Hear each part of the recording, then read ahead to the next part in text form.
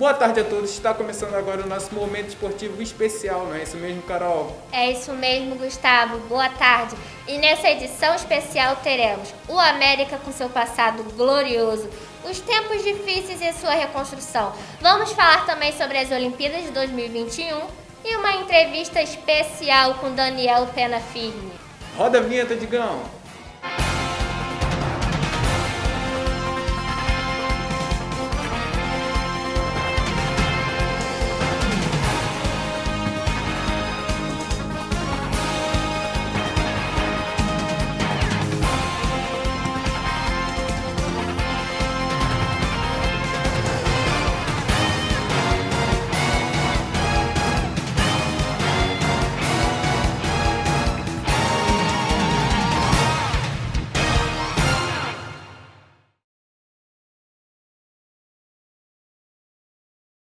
Tido como a quinta força do futebol carioca, detentor de 7 títulos cariocas, o América, clube tão tradicional e vencedor, hoje tenta sua reinvenção no futebol carioca. Isso aí. O time que já cedeu muitos jogadores para a seleção brasileira e tem torcedores ilustres como Zagallo e Alex Escobar, hoje vai receber um momento especial no nosso momento esportivo. Reportagem de Rafael Bahia, falando sobre o passado glorioso do América. No ano de 1904, devido ao descontentamento dos dirigentes do antigo Atlético da Tijuca, a agremiação que promovia diversos esportes na região da Grande Tijuca, o América foi fundado, em homenagem ao continente americano, sugerido por Belfort Duarte, um dos dirigentes do antigo clube. A agremiação, que começou a crescer a partir dos anos de 1910, com os títulos do Campeonato Carioca de 1913 e 1916.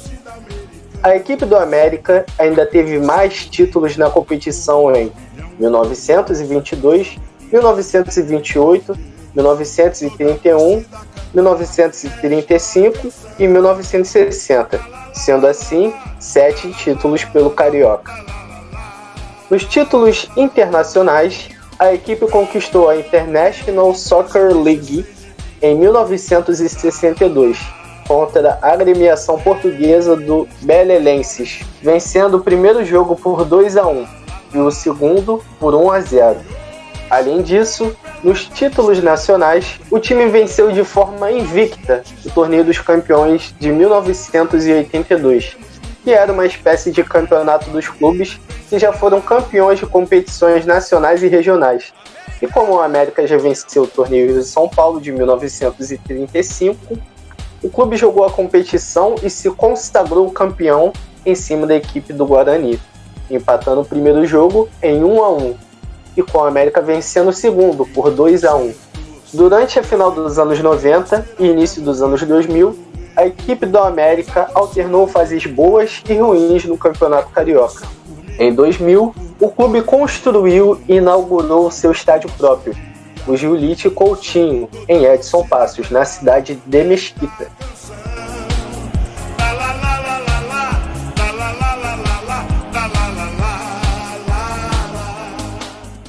E agora, na reportagem da nossa Giovana Moraes, traremos a reconstrução do Clube América e um pouco do seu período de difícil reconstrução e o que vem pela frente. O ano de 2008 foi para ser esquecido pela equipe. Nesse ano, que foi marcado pelo primeiro rebaixamento do América no Campeonato Carioca, o clube ficou em 15º, na frente apenas da equipe do Cardoso Moreira. Em 2009, o clube saiu da Série B após uma boa campanha da equipe na competição, se sagrando campeão da 2ª divisão do Campeonato Carioca.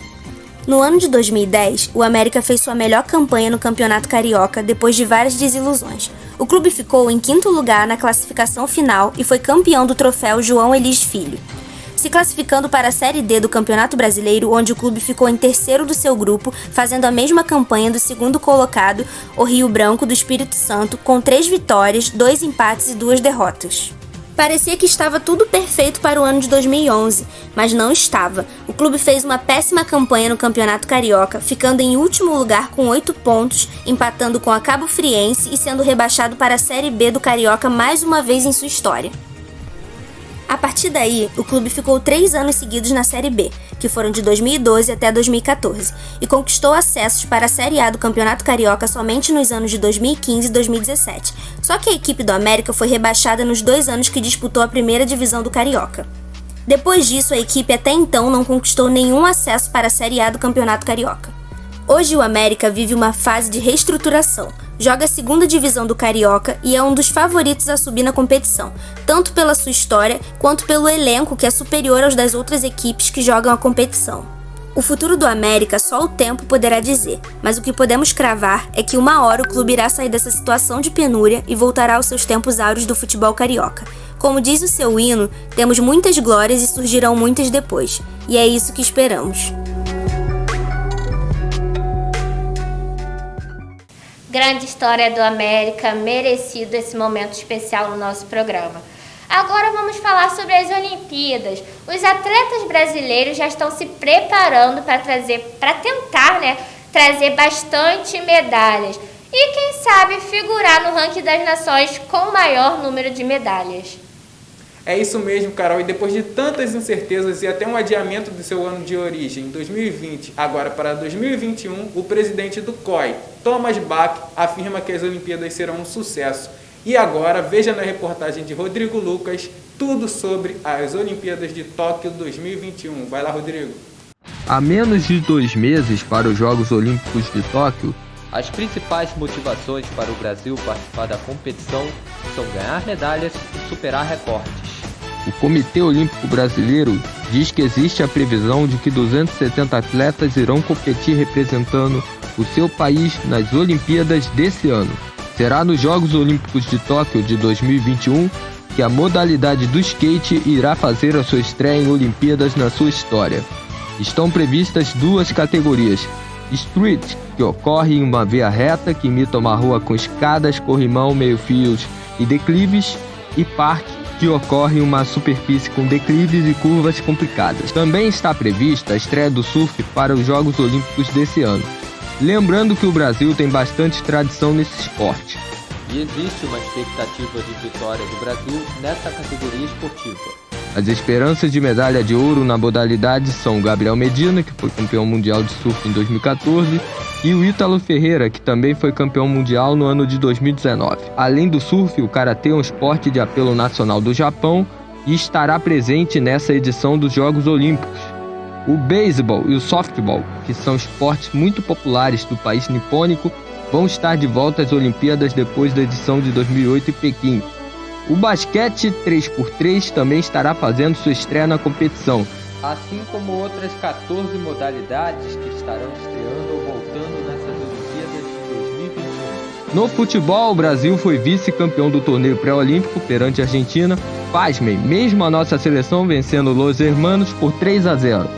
Só que a seleção brasileira empatou contra a Colômbia e o Uruguai na fase final, os 2 jogos por 1-1. E como a Argentina venceu o Uruguai por 3-2, ela acabou se sagrando campeã do pré-olímpico. E as 2 seleções sul-americanas se classificaram para os Jogos Olímpicos de Tóquio. Além do Brasil e da Argentina se classificaram para o torneio de futebol das Olimpíadas de 2021, a Alemanha, a Espanha, a França e a Romênia, pela Europa, a Nova Zelândia pela Oceania, a África do Sul, o Egito e a Costa do Marfim pela África, a Arábia Saudita, a Coreia do Sul e a Austrália pela Ásia, e Honduras e México pela América do Norte. O Japão se classificou automaticamente por seu país que sediará a competição. Os Jogos Olímpicos de 2021 estavam previstos para acontecerem no ano passado, só que devido à pandemia de Covid-19 foram adiados, assim como todos os grandes eventos mundiais. Segundo o Comitê Olímpico Brasileiro, em maio, 1.814 atletas, para-atletas e demais credenciados nas Olimpíadas começaram a ser vacinados contra a Covid-19. A aplicação da segunda dose dessas pessoas será durante o mês de junho. Há tempo de estarem completamente imunizados antes mesmo da viagem no Japão. Essas doses são financiadas pelo Comitê Olímpico Internacional e não estão associadas ao Plano Nacional de Vacinação de sua lista de grupos prioritários. Em uma pesquisa feita pelo tabloide japonês Asahi Shimbun, 83% dos entrevistados são contra a realização das Olimpíadas no país. Outro dado interessante, 43% são a favor do cancelamento dos Jogos Olímpicos e 40% são a favor do adiamento do evento para uma nova data, onde a situação da pandemia de Covid-19 esteja controlada. O maior desafio dos Jogos Olímpicos de 2021, além de superar a desconfiança do povo japonês, será de não alastrar a contaminação do coronavírus pelo mundo. Enquanto isso, a gente vai aguardando as cenas dos próximos capítulos das Olimpíadas de 2021 em Tóquio. E finalmente a entrevista especial com Daniel Pena Firme. Jornalista com 22 anos de carreira, o profissional trabalha no SBT Esporte Rio desde janeiro de 2021. Ele dedica sua carreira ao futebol, produzindo matérias e cobrindo jogos. Entrevista feita pelo Lucas Lima. E estou aqui com o nosso amigo jornalista Daniel Pena Firme. A entrevista super legal e bacana. Todo mundo aí da Estácio.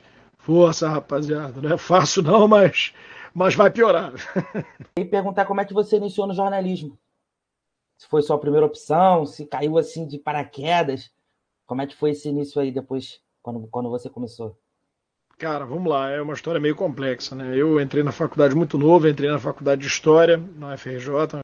O jornalismo não foi de cara a minha primeira opção, muito embora eu trabalhasse já na Rádio Tupi naquela época, né? Eu comecei na Tupi muito novo também, com 16 para 17 anos, e aí entrei para História, na FRJ, aquela coisa toda. Depois eu vi que eu gostava mais da comunicação, né? Porque eu já trabalhava de maneira que acabei trocando de curso, né? Larguei a UFRJ, aí fui fazer jornalismo, acabei concluindo a UFRJ anos depois, então eu tenho dupla formação, né? E aí, depois da Rádio Tupi, eu fui Jornal Povo, depois do Jornal Povo passei para a TV Bandeirantes, né? Fui estagiário da Band, tudo isso como estagiário, né? Depois voltei para a Rádio Tupi, onde eu fiquei um bom tempo, né? Foi para 93 FM, porque aí tem aquela coisa, um estágio vai puxando o outro. Sim, vai puxando o outro, sim.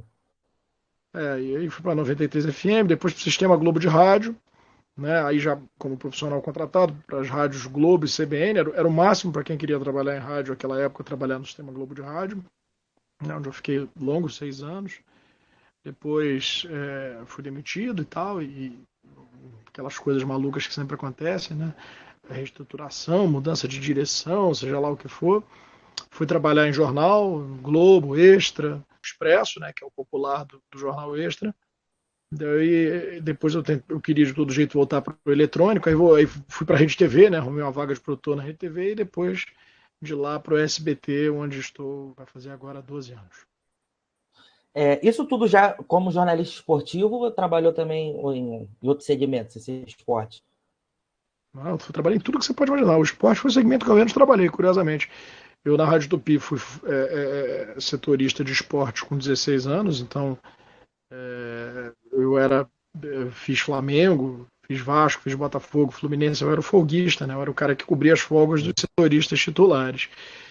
Né? Depois eu fui para o departamento de jornalismo, eu passei a fazer cidade, polícia, política, tiro, porrada e bomba, né? Tudo junto.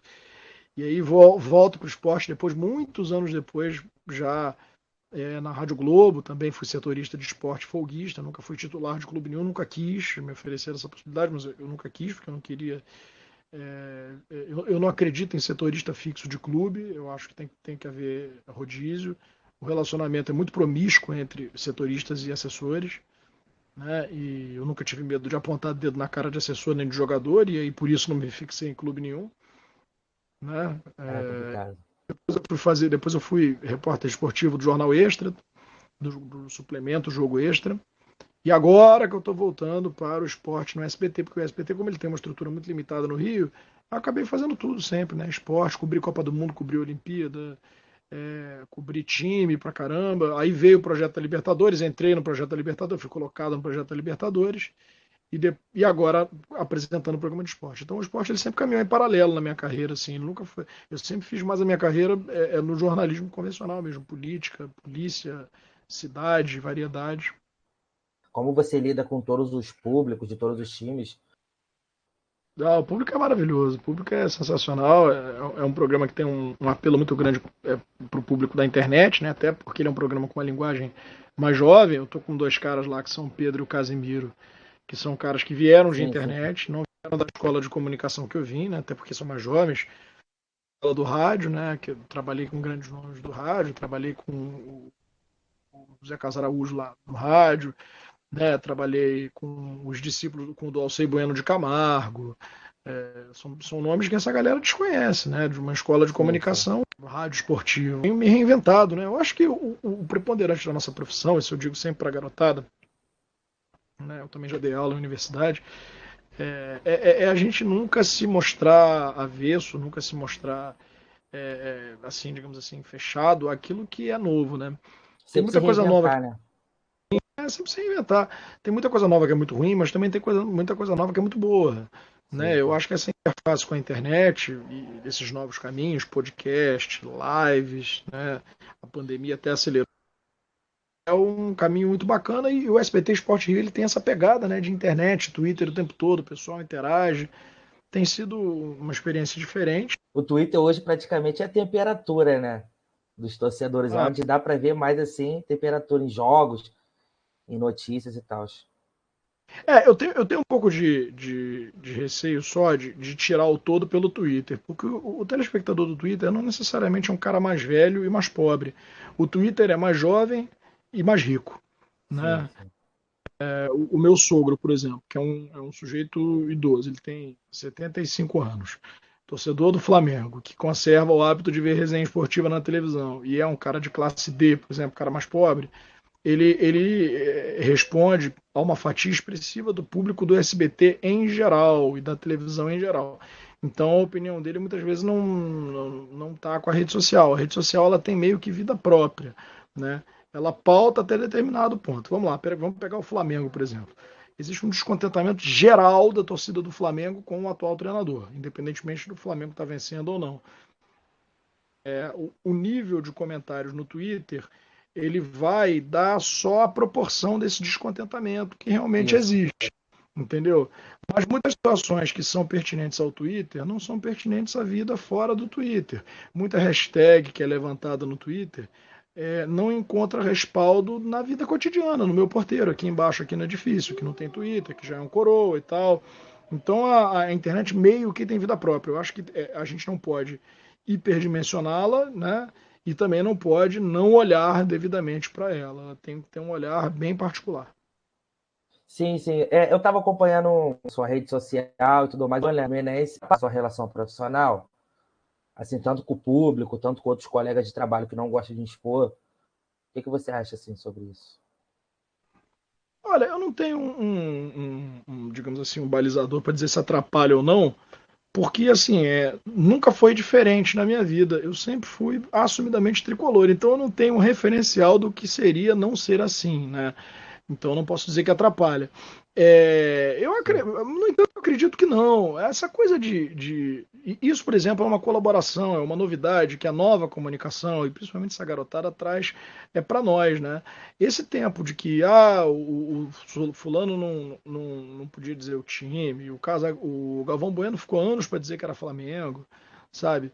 É uma coisa que é um conceito ultrapassado. Sabe? Todo mundo sabe qual é o time do Casagrande, todo mundo sabe qual é o time do Caio Ribeiro, todo mundo sabe qual é o time do Gerson. E não atrapalha em nada, em absolutamente nada a credibilidade. Pelo contrário, o fato de você torcer para um time, ele faz com que você faça cessar aqueles comentários. Tá vendo? Fulano tá falando isso porque no fundo ele é tal. Fulano tá fazendo isso. Não, todo mundo sabe que eu sou fluminense, sou mesmo, acabou. Brinco, digo que o Fluminense é o campeão da Libertadores já, antecipado, vai ganhar do Flamengo numa eventual semifinal e acabou. E recebo muito carinho, muito respeito, até dos torcedores adversários. Aliás, um episódio curioso que aconteceu comigo veio da própria torcida do Fluminense. A torcida que mais me malha e mais me metralha é a torcida do time para o qual eu torço. Né? O Flamengo e Flamengo União La Calera, né, na Libertadores. Aí eu fui ao Maracanã para fazer pro dia seguinte, né, o jogo, né, a matéria gravada pro programa do dia seguinte, como eu sou o indivíduo que está credenciado para fazer, né? Eu acabei indo lá fazer. E aí postei uma foto minha, né, com o mosaico da torcida do Flamengo atrás, o microfone do SBT, a camisa da Libertadores do SBT. Falei, todos você, torcedor do Rubro Negro, não perca amanhã todos os detalhes e tal. E sofreu hate por causa disso. Porra, pra cacete. E a torcida do Flamengo toda dando ok, legal, beleza, valeu, é isso aí, não seca o meu Mengão, não. Uma brincadeira hiper saudável. A torcida do Fluminense ficou pé da vida, me chamou de flamenguista incubado, foram no Instagram do meu filho, foram no Instagram da minha mulher, que também é pessoa pública, chamaram a minha mulher de tudo que você pode imaginar, chamaram a minha mulher de ofensas de cunho sexual, né? Vocês podem imaginar do que chamaram ela. E assim, eu fiquei extremamente surpreso com isso, porque veio da torcida do time que eu tenho que eu tenho uma identificação muito grande, que eu nunca escondi que torço, né? Então, assim, tem uma coisa de agressividade, mas eu acho que é muito da internet e tal. Isso em nada tira a credibilidade. Quando eu preciso descer a lenha no Flamengo, no Fluminense, no Vasco, no Botafogo, eu desço e acabou a vida que segue. Então, assim, em resumo, eu lido muito bem com isso, eu lido muito bem com qualquer aspecto derivado de eu ser fluminense, de eu ser apresentador de televisão.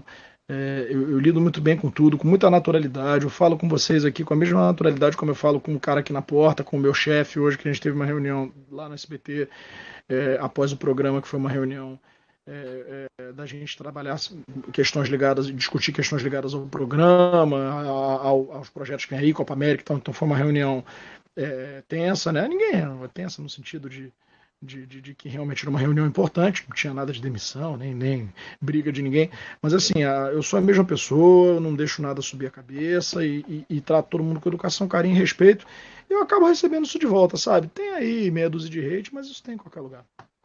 Isso que vale. Deixa eu fazer mais uma pergunta. Qual, assim, a sua experiência, assim, mais hoje, assim, como jornalista ou trabalhando em outras funções no jornalismo? Nunca mais vai esquecer. Algum momento com o ídolo, algum momento marcante, assim, sobre até futebol, sobre outra coisa, assim? E, nossa, pra gente? Foram várias, cara, foram várias. Eu fiz muita matéria de prestação de serviço, de comunidade, cidade, polícia, essas coisas, né? Então eu lembro de uma matéria muito braba que eu fui fazer, de um erro médico num parto de uma menina de 15 anos, família pobre, mas assim, sabe, você vê que a família tinha muita dignidade, sabe? Essa matéria me marcou muito. E também tem aquelas coisas de sempre, né? Cobrir visita presidencial ao Rio de Janeiro, né? Fotos com presidentes vários, carnaval, Marquês de Sapucaí, escola de samba, você tá junto com personalidades, camarote, o lado bom do jornalismo, e também tá no dia seguinte dentro lá do tiroteio, se jogando atrás de um carro de polícia no chão porque a bala vai estar comendo na tua cabeça. Então, assim, o jornalismo tem essas coisas, né? São inúmeros momentos. Um dia eu vou escrever sobre isso. Eu não gosto dessa coisa que está se instalando no jornalismo atual, de afastamento do povo. Acho que o jornalismo atual virou uma trincheira de militância ideológica e o jornalismo se divorciou da sociedade. Hoje em dia é muito complicado você ter acesso a um jornalista. A gente está vivendo momentos terríveis em que o jornalismo se divorciou da sociedade por culpa do jornalista também, né? O jornalista hoje vive numa bolha, é um cara ensimesmado, não fala com as pessoas, não troca com a sociedade, não ouve da sociedade aquilo que ela precisa e que ela quer ver noticiado, resolveu transformar o jornalismo numa militância político-ideológica, e eu tô fora desse negócio. Enquanto tá todo mundo correndo do povo e falando só para sua própria bolha, eu tô cada vez mais próximo de vocês. Por isso eu tenho um número de WhatsApp que eu falo com toda e qualquer pessoa que queira, a qualquer hora.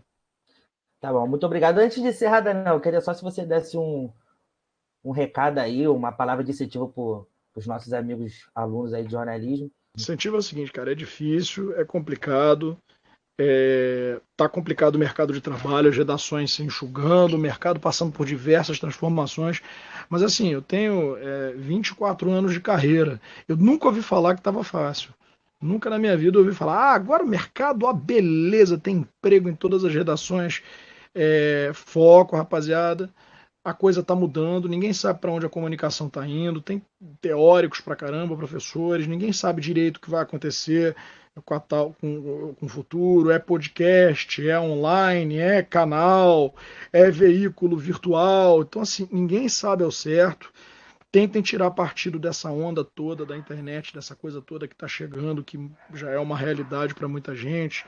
canais, podcasts, essa coisa toda dessa comunicação que não está ligada a grandes veículos. Os grandes veículos são todos eles em crise, todos eles passando pires, todos eles impactados, sem saber o que vão fazer diante dessa nova forma de comunicar, em que você tem lá um sujeito com 1 milhão, 2 milhões de seguidores, formador de opinião, o cara em si é uma agência de notícias, é digamos assim, um sujeito com poder de dar opinião e programas de televisão com inserção e com engajamento muito menor do que o cara. Então, assim, é tudo muito novo, não se assustem com isso e tentem se aproveitar disso da melhor forma. Muito obrigado. Pô, só agradecer aqui a sua participação, cara. Tamo junto, amigo. Abraço. E se você quer ver mais sobre o mundo esportivo e várias outras matérias especiais, acessem as nossas redes sociais. Não é isso, Carol? É isso mesmo, Gustavo. Espero que vocês tenham gostado do nosso programa especial. Até a próxima semana. Tchau, tchau. Tchau.